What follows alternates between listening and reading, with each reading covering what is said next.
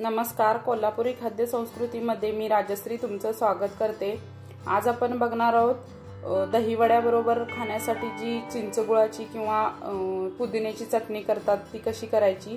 ही चटणी तुम्ही कोणत्याही चाट बरोबर वगैरे खाऊ शकता। चला तर आपण रेसिपीला सुरुवात करूया। तर अगोदर आपण बनवून घेणार आहे चिंचेची चटणी। त्यासाठी मी इथे अर्धी वाटी चिंच पाण्यामध्ये भिजत घातली। त्याच्यानंतर मी इथे अर्धी वाटी गूळ घेतला, लाल तिखट, मीठ, जिरे पूड आणि थोडीशी काळी मिरी पूड।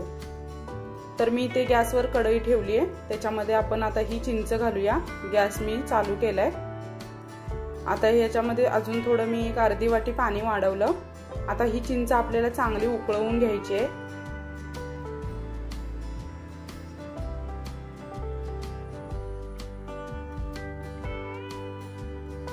हे बघा, चिंचेला आता उकळी आली। चांगलं असं आपण सारखं हलवत राहायचं।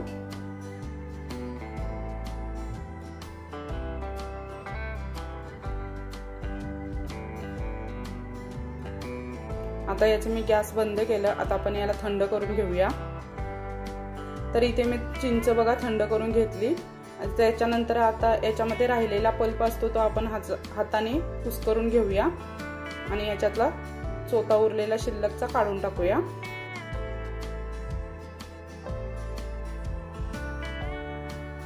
आता बघा इथे चिंच मी कुस्करून घेतली आणि चोथा बाजूला काढून घेतला।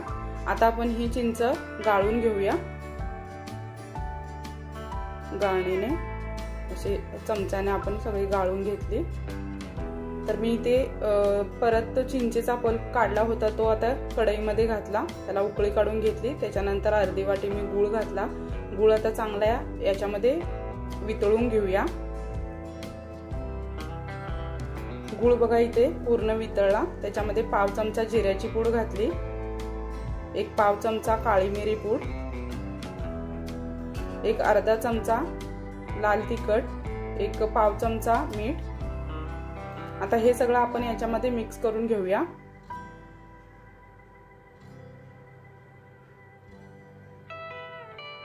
आता हे मिक्स करत आपल्याला याला 2 ते 3 मिनिटं असे चांगली उकळी काढून घ्यायची।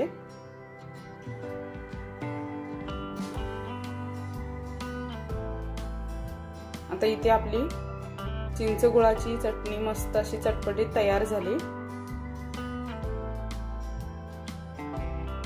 आता याचा गॅस बंद करूया।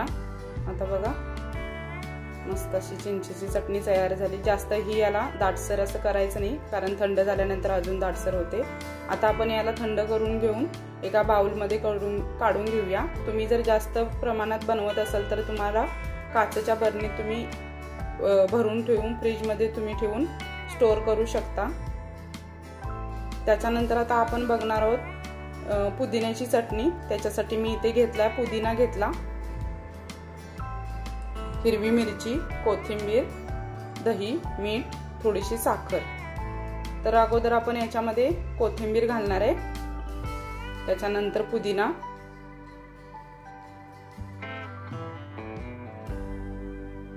चार ते 5 हिरव्या मिरच्या,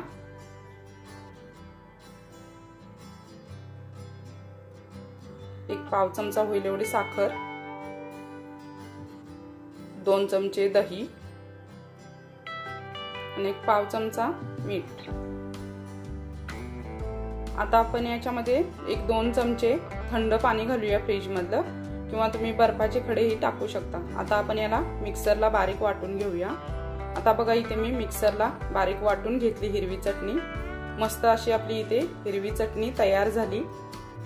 तुम्हाला माझी रेसिपी आवडली असेल तर लाईक करा, शेअर करा, चॅनेलला सबस्क्राईब करा। धन्यवाद।